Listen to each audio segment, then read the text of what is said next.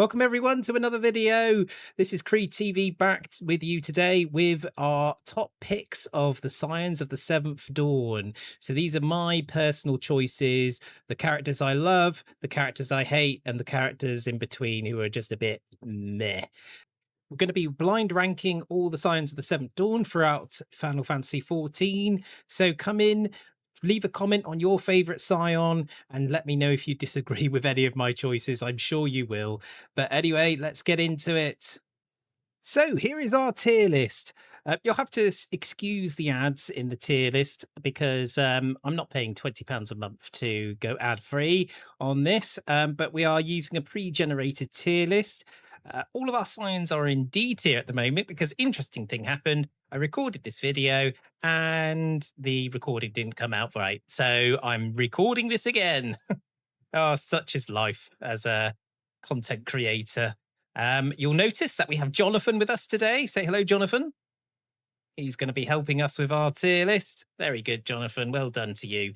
And we are going to be ranking our favorite, well, my favorite Scions and my least favorite Scions. So let's get into it. So Alpha Node.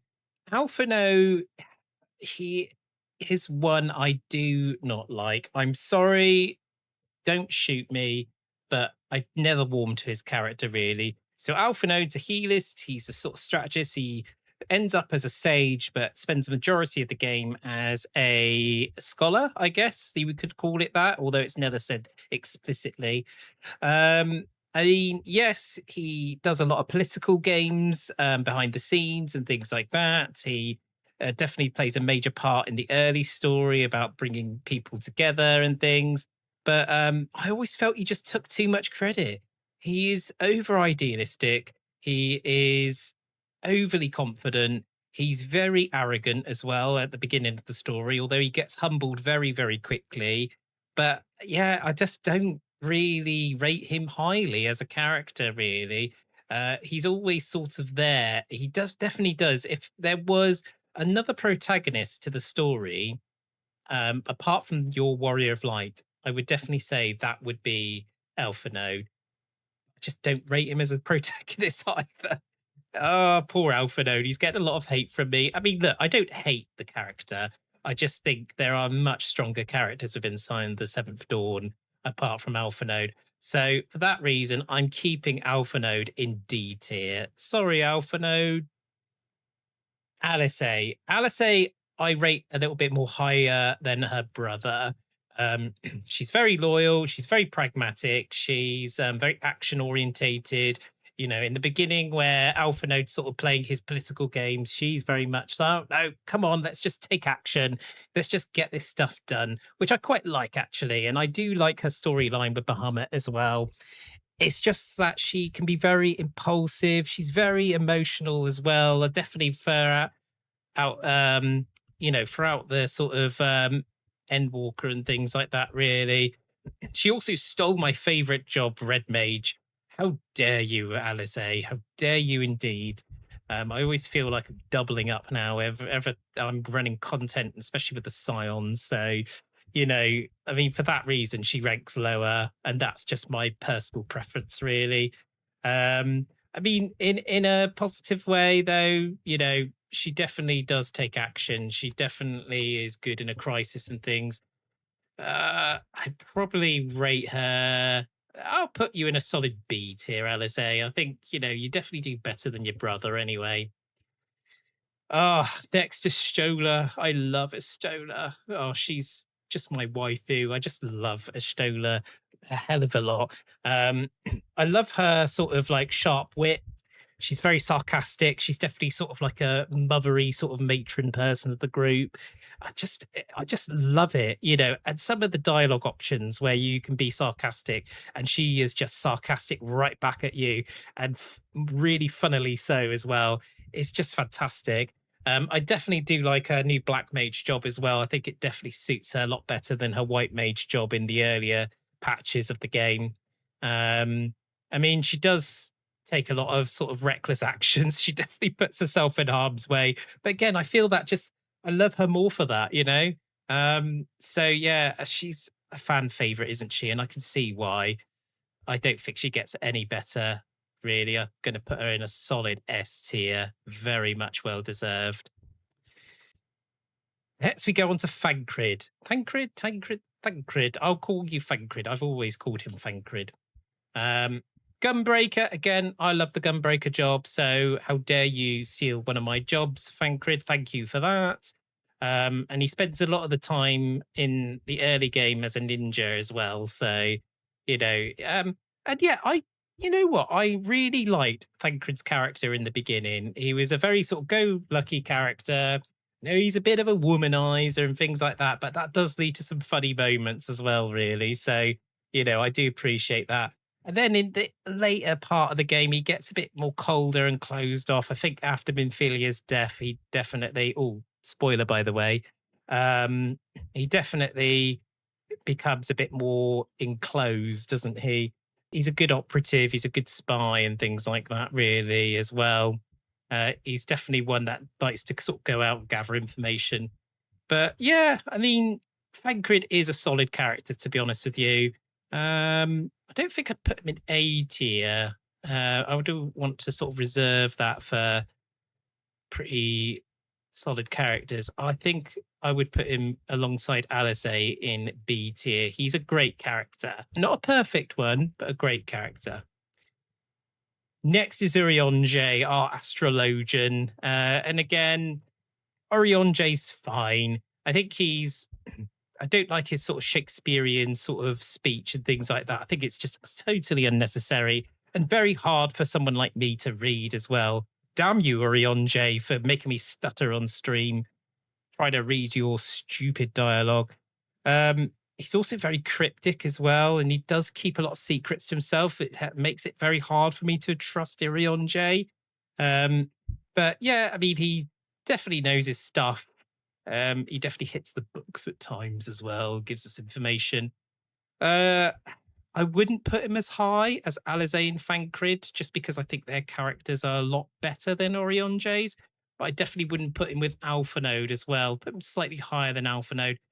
I put him in C. I think that feels like a good place for Urianger to be. Next, we got Estinian. Oh, well, I mean, Estinian is one of those characters you love to hate, really. He's a dragoon through and through, and his job doesn't change throughout Final Fantasy XIV.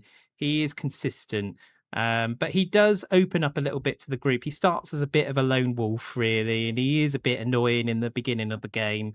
But he does open up. He does become a bit of a team player, and you just gotta love him. You gotta love him. I think I've got another video on my channel where you see him just basically power driving through a planet, which the ends again spoiler, which the end singer sort of throws at him, and you just can't get a more badass moment than that, really. Estinian has it all, doesn't he? I mean, I wouldn't put his character quite next to Istola, just because I feel like Istola has a much better character than Estinian, but I definitely put him up there. I would put him in a solid A, to be honest with you. I think that's a good place for Estinian to be. And he's definitely above his other compatriots and things, but I wouldn't put him on Istola's level. She's on a whole level on her own almost. So yeah, no, I think that's a good place for you to be, Estinian. Graha. Oh, he's another character you just love, don't you? He's sort of the cheerleader of the group, isn't he? He's got loads of enthusiasm, got a lot of knowledge about Allagan and things like that. And he's really versatile. Like literally, if you run trust with Graha, you can ask him to do any job and he'll do it for you quite easily. So yeah, he's a very versatile character. I'll say that. He does do a lot of fanboying of the Warrior of Light, put it that way. He's sort of like, if you ever had like a maniac fan or something like that, he would be yours basically. But no, you love him all the same. And he's definitely very optimistic, and he always sees the good in things, doesn't he? So yeah, I think I'd put Graha. Again, I wouldn't put him on Istola's level just because Istola is queen, in my opinion. but I put him with Estinian. He's definitely a great character, and he's definitely a sort of a shoe and a tail above everyone else. So that feels like a good place for Graha. Krill, again, Krill is a character I didn't exactly warm to. I mean, she comes through like, I think a couple of patches into the story. And I mean, Krill, she's gifted. She's got the echo, hasn't she? She's very sort of reliable, and she is sort of the head of the Bastion, isn't she? I mean, yeah, she's definitely a solid character. The only thing is, she's one of those characters who sort of stays at the back. Really, she does go front and center sometimes, but she's definitely doesn't have the same presence as the other Scions. I think she's definitely more of a sort of side character. I feel anyway, um, and yeah, I think she's sort of just overshadowed in that respect, really. So, I mean, I wouldn't put her in Alpha with Alpha Node. I'm sorry, Alpha Node. I feel like you get a lot of hate, but I definitely wouldn't put her there. I'd put her next to Urionje, I think. I think she's a bit of a meh character. Oh, Tataru. This is another character I absolutely love. Like, she's just so optimistic, isn't she? Feels like nothing ever gets Tataru down. Even her picture looks happy. Look at her waving. Isn't it nice, Jonathan? Like Tataru waving. She's just overly optimistic, fiercely so, more so than Graha. I mean, she doesn't have any combat experience. She's definitely one that sort of stays behind and works the books and things.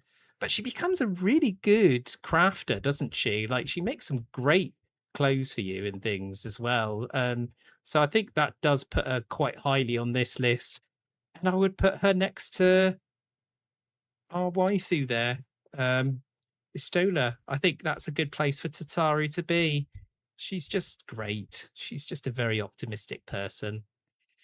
And then finally, we got Minfilia. Again, Minfilia, she's more of a meh character, in my opinion, than Krill.